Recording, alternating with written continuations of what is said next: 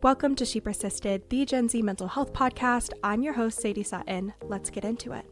I want to start with the number one thing not to do when you're picking a partner. What I want to tell women is that if you are thinking that your partner is a narcissist, if you want to have a lifelong relationship, if you're dating someone and you're working so hard to make it work, but you're not seeing the other person is doing the same thing. There are some situations in life where you can't change a person and they're not going to change their behavior because of you. And it's those situations that I'm like, Hello, and welcome back to She Persisted. Let's be honest, dating right now feels pretty much impossible.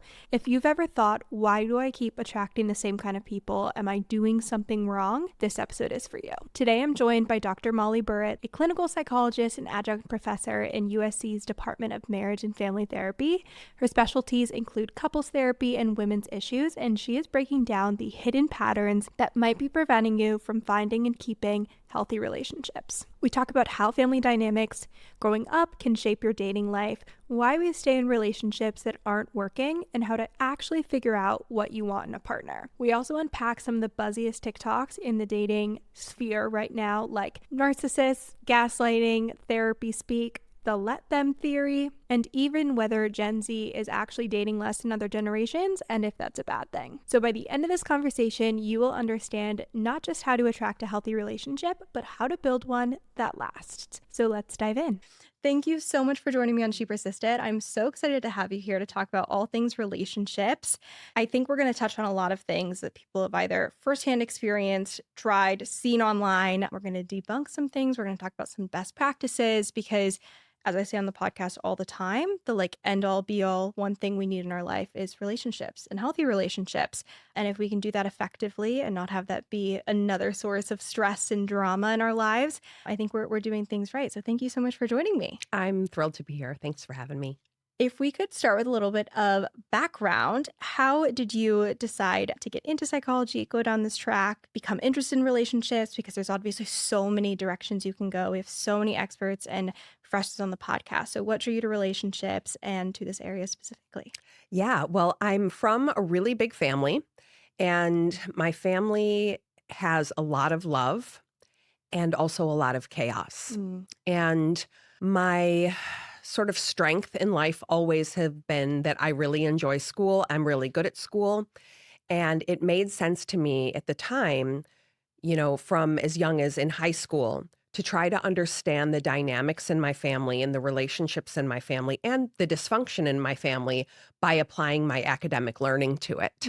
So I have always sort of tried to understand my own life, my own family, and my own upbringing through the academic lens, which is why I became a clinical psychologist. Yeah. And probably not surprisingly, as someone who came from a chaotic family, in my 20s and early 30s, I had a lot of dysfunctional romantic relationships. I had a lot of chaos in my life. And I think people always think, I specialize in couples therapy. People always think that couples therapists have perfect relationships. And while I'm in a very healthy, wonderful marriage now, it took a long time to get there. And I was a therapist throughout this whole time. So it took some time to, apply my academic learning really to myself and do the healing that I needed to do to have a good relationship. And I like to say that a lot of what I learned the hard way. Yeah.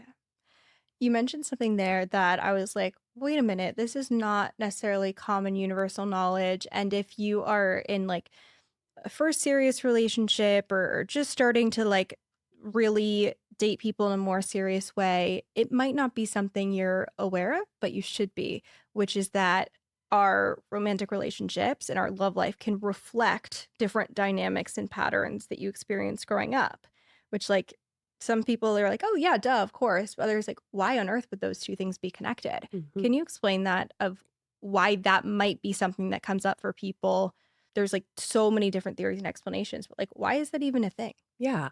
Well, between the ages of 0 and 5, our brain does the most growing it does in our lifetime. I mean, the amount of growing that the brain does between 0 and 5 far, far out exceeds the amount of growing that it does between, say, 5 and 30. Okay. So this is called a really critical window of time. And the brain is doing a lot of learning based on what they're experiencing and what they're seeing about templates for relationships. And typically, the relationships that we have with our primary caregivers, for some people, that's a mom and a dad, but not for all people. But the relationships there, they form a template. And as we become older, we unconsciously seek out what is familiar to us. So actually, even if something has been a painful experience, the fact that it is familiar is what will draw us to that experience. And we often find ourselves in relationships with people who have traits or who the pattern mirrors that which we experienced as young children. And I know that that was certainly the case for me. Yeah. I think it's helpful to just like accept it as truth that even though we like to think that we're doing what's best for ourselves, a lot of the ways that we're wired are really ineffective. And just understanding, okay, as humans, we are wired to not change and conserve energy, even though both those things are good for us. And also, we are so loss aversive and resisting change. We have so much research on that, even if it's painful or uncomfortable, we'll stay instead of experiencing something new. Similarly, if we have something, we don't want to lose it. We see it as more valuable than this other thing, even if objectively that's not remotely the case whatsoever. And so understanding that like the way you're perceiving the situation might not be accurate. And not just because you like feel a certain way about it, but literally you're wired to keep these things and not change them. And you're not wrong for like experiencing it that way, but it's something to be aware of as far as a bias when we're thinking about these things that are so important, like our relationships. And some of the most important biases we have are the ones that we have about ourselves. So we tell ourselves, or we believe, we have these core beliefs about ourselves based on our experiences that are not actually true. And for me, one of mine was, I have to get someone to choose me because nobody is just going to choose me on their own. I have to work really hard and try really hard to experience somebody loving me. And, when I really was able to challenge and confront that belief and start acting in a way that was more focused on me choosing who I wanted as a partner versus getting chosen by someone, my whole life really started to transform. Yeah, it would be great if there was like one universal of those for all of them. We could all be aware of it, but it's so different. And through all of the therapy and all the self-reflection and working on how are these beliefs showing up, for me, like that core belief that was impacting everything and everyone in my life was I don't deserve love. Love can be there, but it's conditional. And understanding that those biases, even if they're about yourself, are impacting like all these external factors. And so I'm curious how that shows up in relationships, because even as we talk about them, it's like, well, it's a belief about me. Like the other person doesn't hold it, but it does have a really huge impact on how you're approaching dating, how you show up in relationships, if you are even putting yourself out there. So how do those potentially not true or maladaptive or ineffective beliefs impact our love lives, our romantic relationships, those connections? Well, let me tell the listeners how it looked for me. Yeah. And then hopefully they'll be able to apply that to their own lives because it's different for everyone. Yeah. But here was my situation. I have incredibly loving parents, incredibly loving parents. And because they had very difficult lives themselves as children and as adults, their primary motivation was to set me up and my siblings to have a life that was better and different than theirs. And so they focused on creating opportunity for us. And this really worked. Look at me sitting here. I'm a clinical psychologist. I have the highest degree that one can attain in the most developed country in the world, right? Yeah. So my parents really did the thing, and I'm so grateful to them for that. What an act of love.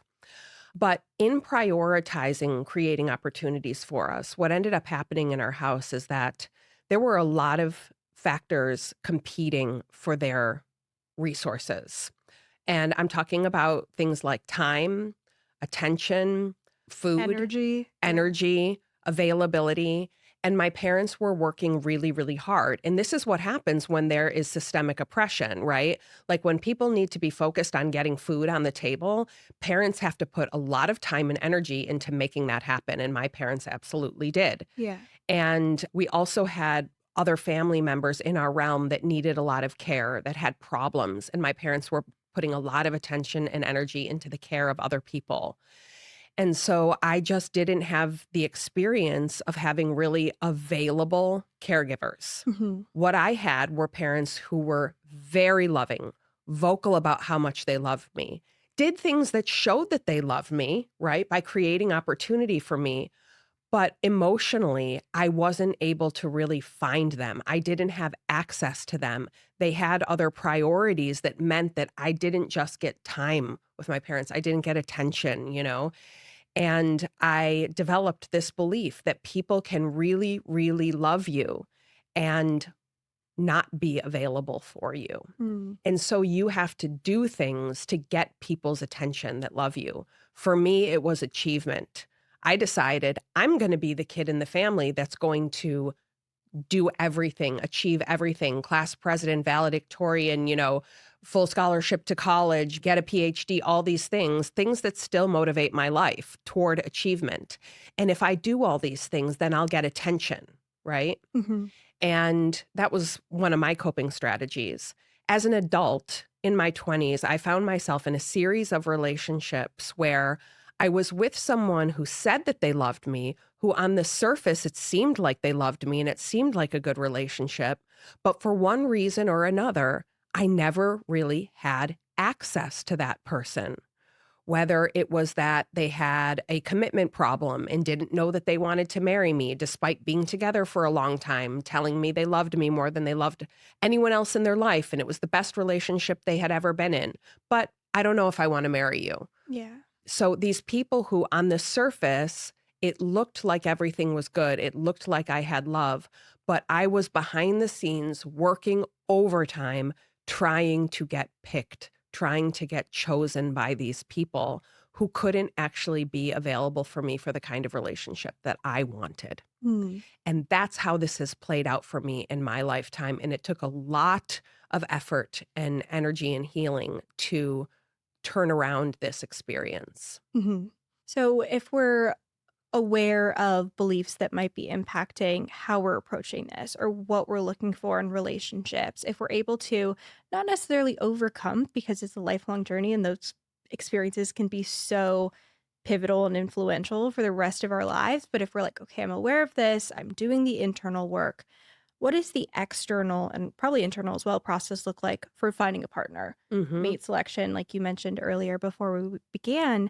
How do we approach that? And Hmm. we're all doing this for the first time. Everyone would like a set of rules and a playbook, but I think a lot of it instead is trial and error. And I'm sure both through the research and experience and your career, you're like, we're going about this wrong, especially in these early days in your teens, your 20s.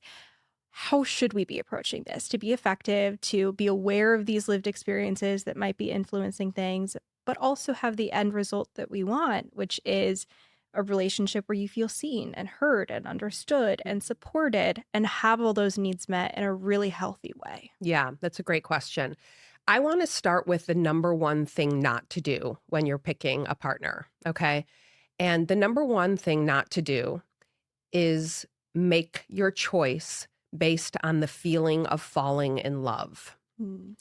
Now, I'm not telling you that you should settle for a partner that you're not in love with. Please don't get it twisted. Okay. But the feeling of falling in love affects our neurotransmitters in the brain in the same way that cocaine does. Mm. Okay. So you are in a clouded state of judgment. Okay. And that feeling is really important and wonderful to have in the beginning of a relationship, especially. And if it's important to you, I don't want you to make it unimportant. But what I want you to do is make it not the only thing. Mm. Okay. Because if you want to have a relationship, a lifelong relationship, then you have to be thinking about a long life. Mhm. And who are you going to be and what is going to be important to you in 10, 20, 30, 40, 50 years? The feeling of falling in love is really, really important at the beginning. And we want to always be able to come back to that feeling. But I can promise you, it's not going to be the number one most important thing to you when you have a toddler and an infant and a full-time job, and you're trying to figure out the business of making a life work. Yeah. Okay.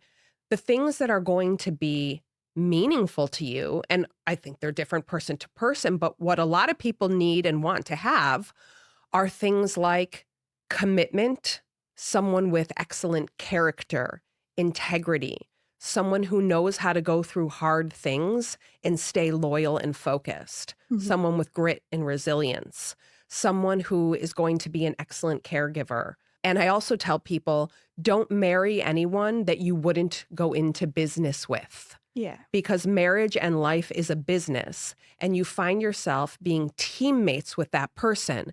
So if you can't trust that person with decision making, with money, with executive planning, why would you marry that person? Because that's what your life is going to be. It's not going to be going on dates and falling in love and getting ice cream together for the rest of your life. Yeah. Those will end up little beautiful experiences that dot your life, but they're not the stuff of life. And so you have to give yourself time beyond the falling in love phase to experience a person and who they are with sort of better judgment and make sure that they have the character and the quality and the traits that you're looking for to sustain a long-term relationship. Yeah.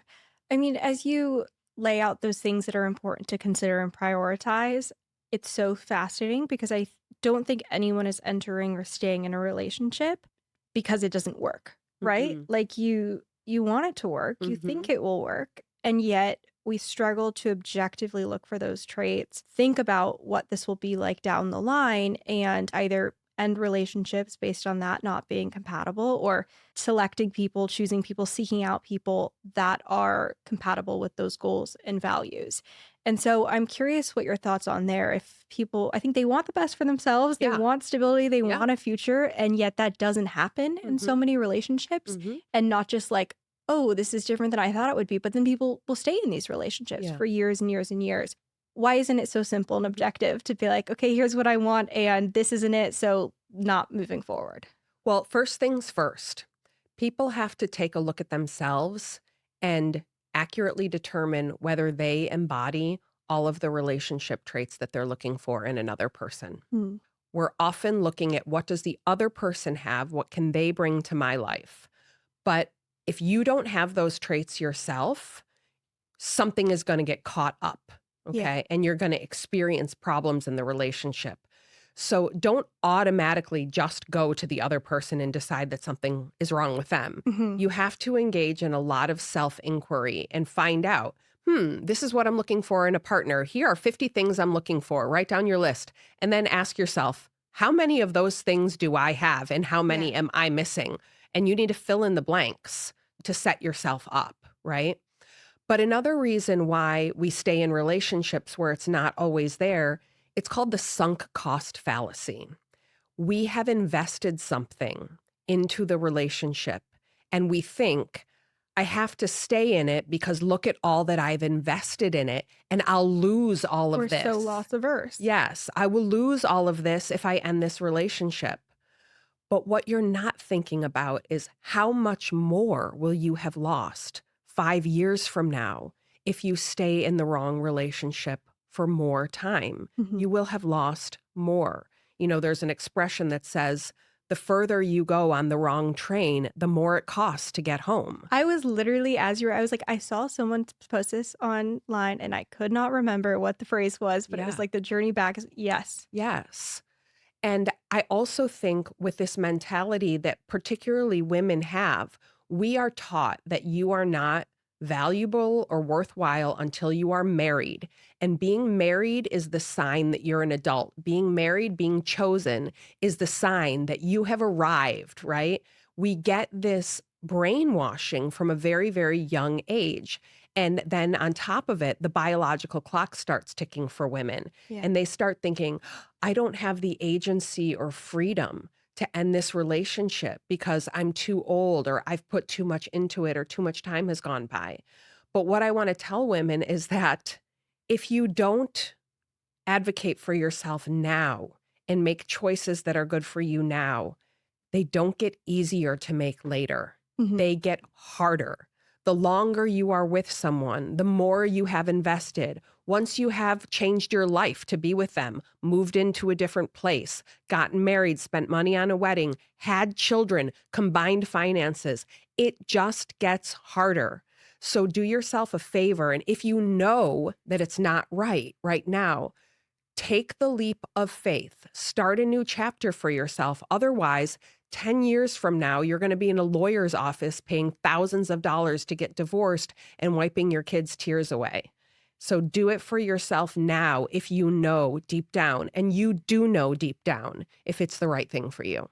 You mentioned being really clear on what you're looking for, what you hope for in a relationship to avoid all the heartache and struggle of being set on a path that's harder to shift later on in life.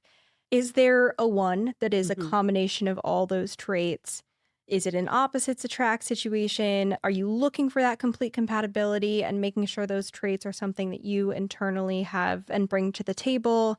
How does that work as far as are you looking for the exact traits different? And is there that perfect person or do you settle on some things? There is definitely not a perfect person. I can tell you I've worked with hundreds, maybe thousands of couples. Many of them, the majority of them who, when they got married, they thought that each other was the one. Yeah. And now they're in my office for couples therapy. Okay. There's no such thing as the one. What there is the one you choose. Mm. There's the one that you choose. And you have to continue choosing them over and over and over again. And ideally, you want to make a good choice. Mm-hmm. But no matter how good your choice is, you will face adversity in your relationship. I cannot think of any marriage I've ever known, friends, family, anyone, that if they were together for long enough, there wasn't a time where they were questioning, did I do the right thing? Okay. Marriage to me is the commitment to stay with your partner and work it through, even when you don't feel like it, even when it feels like it's too hard, right? That is very different from in the dating phase, forcing yourself to stay with someone who you know is not the right fit for you. Mm-hmm. Marriage is about going through hard things together and continuing to look at each other and say, I continue to choose you. Yeah. And there's no exact one. There's no perfect way to predict a relationship and how good somebody's going to be for you.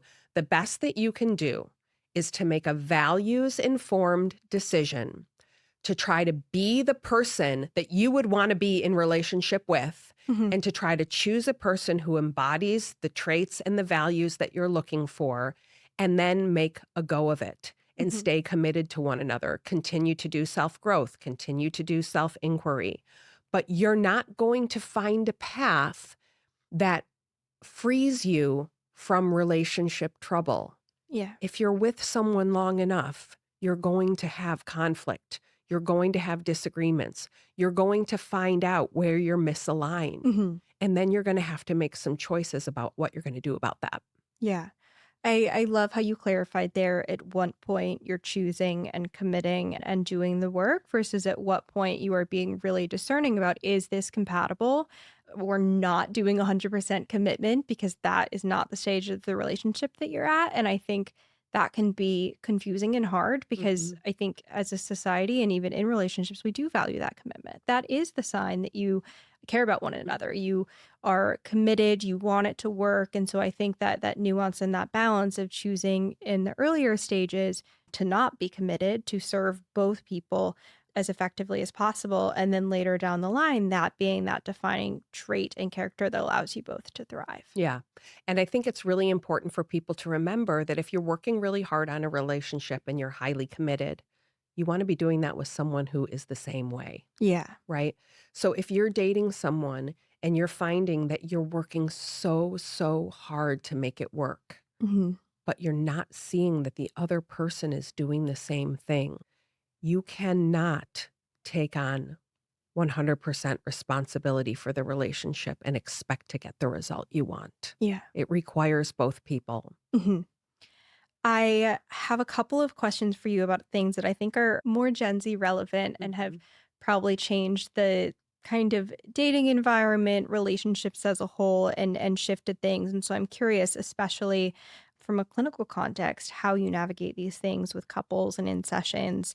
The first one that I think everyone has experienced at some point is this like pseudo psychology language becoming super, super enmeshed in dating culture and relationships. I think it's hilarious when we think about it from a research perspective, like the percentage of the population that has narcissistic personality disorder versus the number of people that say they've dated a narcissist or have a narcissist as a family or friend. It's like, it's not possible. Like there's no way. And so I'm curious how that impacts relationships when people are throwing out these labels or dynamics like gaslighting or narcissist or you're toxic, these types of things which hold a lot of weight. They can be really hurtful and have huge implications. How does that impact relationships, dynamics, dating, all of the things? Well, first of all, I think Gen Z is the best generation. I think they're the most evolved generation, which is as it should be. That's as it should be. As time goes on, people pass the baton and you pass off what you've learned and you give it to someone who then learns more and takes it further. And I think Gen Z has done that. And I love how Gen Z has immersed itself into mental health culture, and it's so much more accessible than it was and so much less stigma than there used to be. Like, go Gen Z.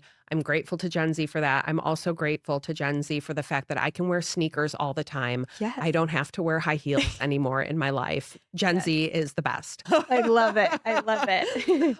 So I think this really awesome thing has happened, that Gen Z has brought mental health culture forward and less stigmatized.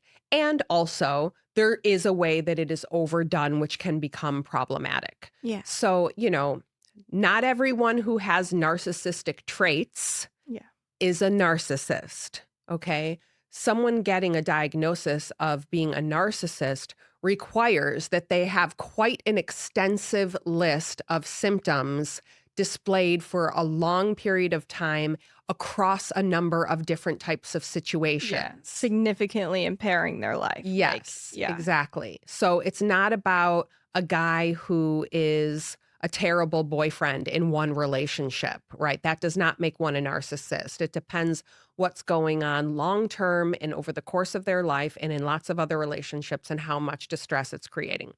Anyway, I think it's important to know that certain traits are narcissistic, and all of us have a degree of narcissism. Yeah. Narcissism is a way that we stay alive and survive by caring about ourselves and focusing on ourselves. But it's not the same as being a narcissist. Also, I think this is getting a lot of traction, but it's really true that someone disagreeing with your perspective is not the same as gaslighting, okay? So throwing out your gaslighting me when someone is trying to get you to see their point of view is really counterproductive. Yeah. Okay. What gaslighting is when you confront them with bad behavior. And I'm talking abusive behavior, emotionally abusive behavior, verbally abusive behavior, physically abusive behavior. When that person denies that behavior and turns it around on you and makes you feel that you are the crazy one for bringing it up, or that you are actually the one that has the problem, okay? That's what gaslighting is. Gaslighting is not defending oneself in an argument or saying another point of view that is totally in disagreement with your point of view. And it's really hurtful to accuse someone of gaslighting you. Another thing that's not gaslighting is when someone doesn't validate you. Everybody in an argument wants to be told, I totally see your point of view.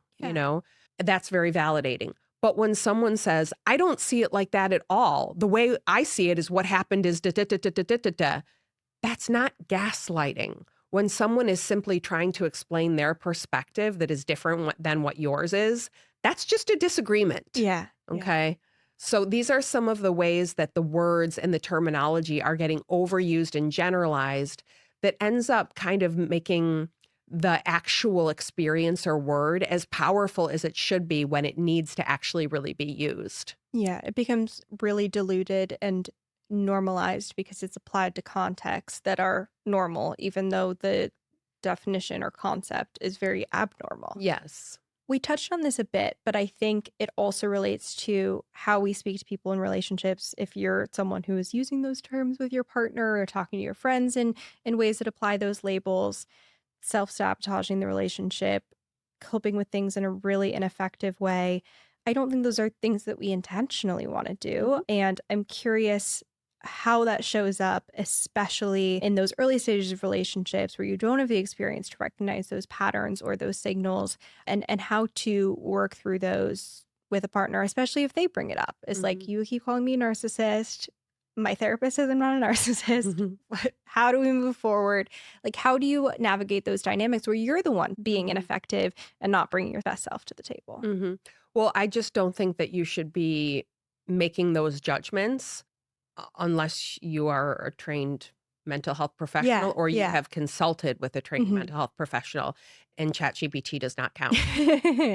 So if you are thinking that your partner is a narcissist, first of all, telling them that they are a narcissist is going to do absolutely nothing for you, except potentially put you in danger, because a narcissist being told that they're a narcissist is going to become a rage machine. Yeah. Okay. So if you really think that your partner is a narcissist, you should be bringing that to a mentor, someone wiser, someone with experience, somebody who is more qualified to guide you, because being in relationship with a narcissist is an extremely dangerous thing. I'm really not kidding. As a woman, it is a very dangerous thing to be in a relationship with a narcissist. It is very dangerous emotionally. It can be very dangerous physically. So if you're thinking that about your partner, you need to get help. You need to get guidance, and you need to get out of that relationship. So by the way, if you're telling your partner you're a narcissist and you're not leaving him, then you're part of the problem. Yeah. Because that is a very serious accusation, and narcissists can be very dangerous people. So you need to check yourself.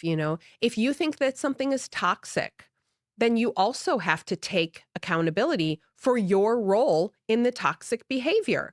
So a cycle cannot be toxic without two participating partners. Okay? Even if your only role is that you continue to tolerate it, then you are also part of the toxic cycle.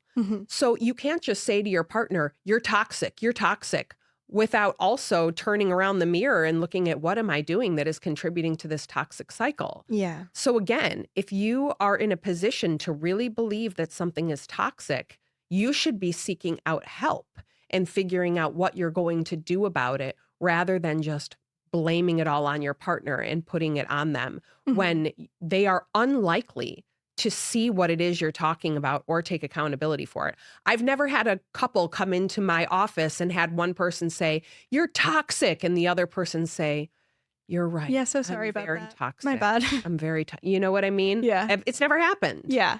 So it's just not an effective way to call out a problem. Yeah. Gen Z loves a good energy phrase. We have main character energy. We have pick me energy.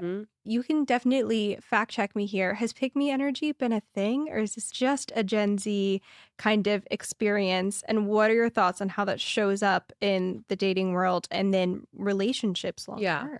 I definitely hear a lot of millennials talking about pick me energy too. I think it's given a label to an experience that many of us have had. Yeah. And what I don't like about it is I don't like how judgmental it is, because somebody who has pick me energy, someone like me in my 20s, is someone who is yearning for and desperate to be chosen and desperate to be loved. And no wonder we want to be picked. Everything in our culture and our world tells us that as women, you have to be picked in order to be seen as valuable and worthy.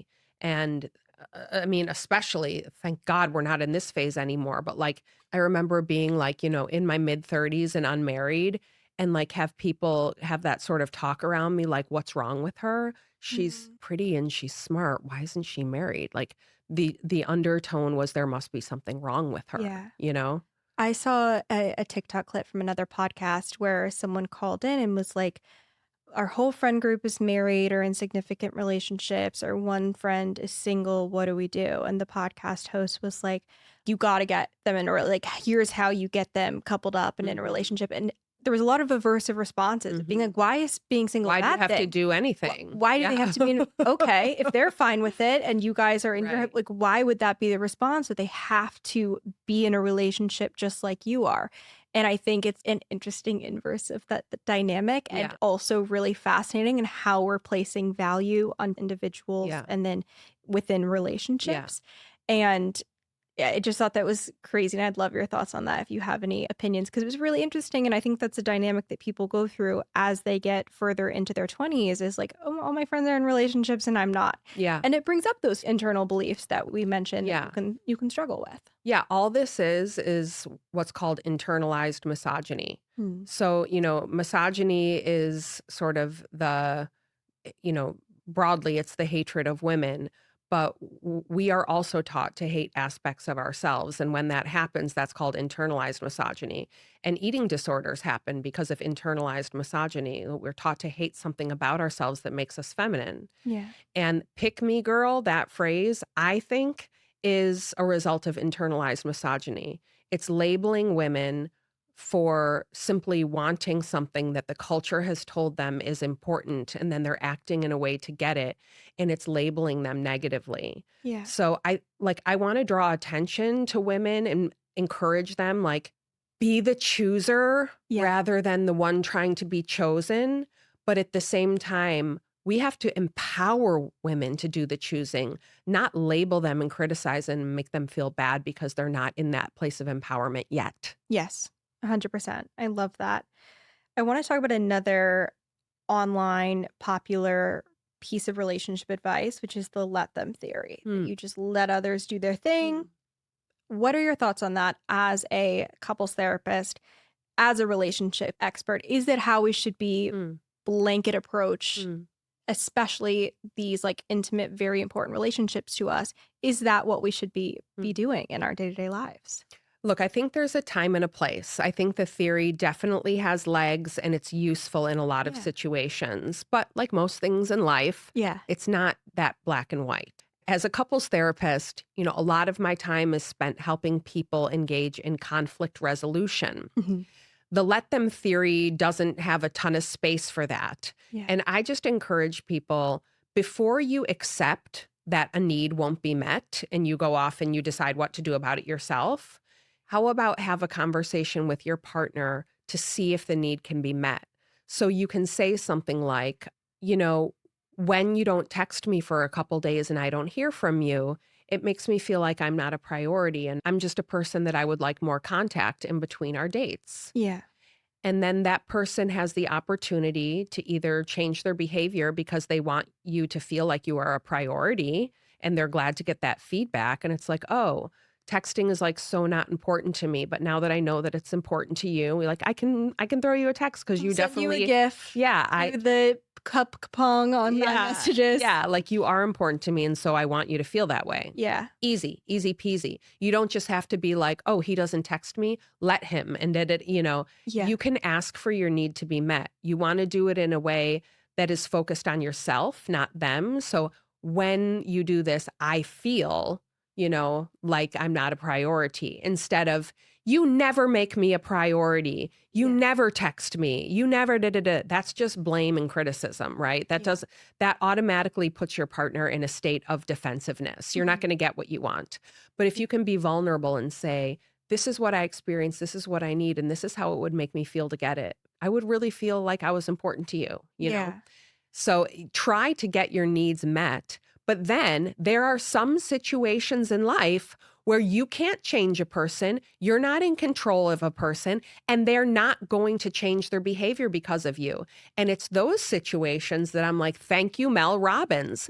Let them, because all you can do is have control over how you respond and what you're going to do. And continuing to spend your energy trying to get someone to change who doesn't want to change and who isn't going to change is just letting a very short life pass you by. Yeah. Love some DBT non-attachment in certain contexts. I think you mentioned earlier also how important choosing the person, making that commitment is. And I think accepting these things where your needs aren't met and it does cause an emotional response or you're not feeling seen, heard, understood, whatever it is, it puts a lot of the burden of the relationship on one person to do the work to not have a reaction Mm. versus, like you're saying, can I at least try and problem solve this? Can we try and do this together?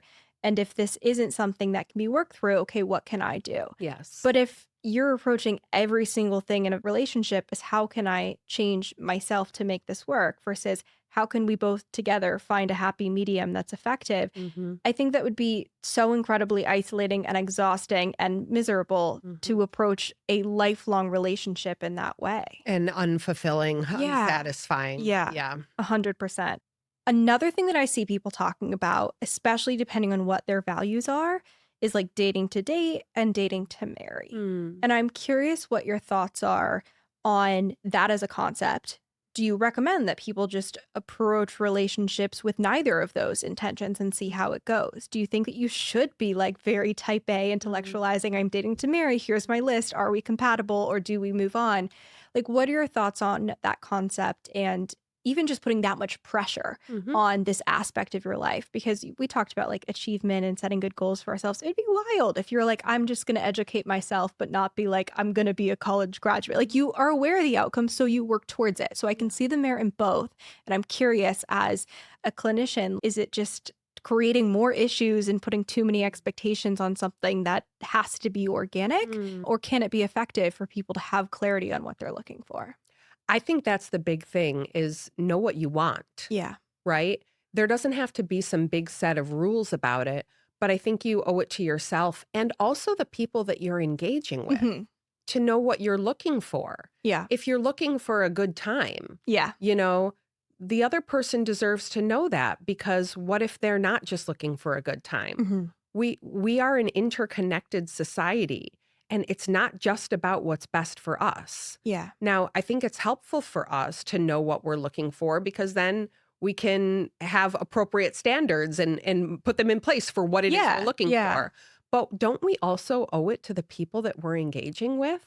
Like when I was dating and wanted to get married, I didn't want to date a guy that was just looking to hook up. Yeah. And he needed to be able to know that and say that to me, Yeah. you know? So I think we owe it to ourselves and to others to know what we're looking for. And it is true. When you're looking for something specific, it does change how you show up in the experience. For sure. No, it's like applying to a full-time role and being like, I'm part-time, 2 hours a day, please. And they'd be like, absolutely not. Like, that's Right. not how this works. And so I think those expectations up front, and also I imagine if you are looking for that longer term commitment, how the person responds to that, if you can communicate it, is very telling and effective as Mhm. just an exercise to do to practice that dynamic.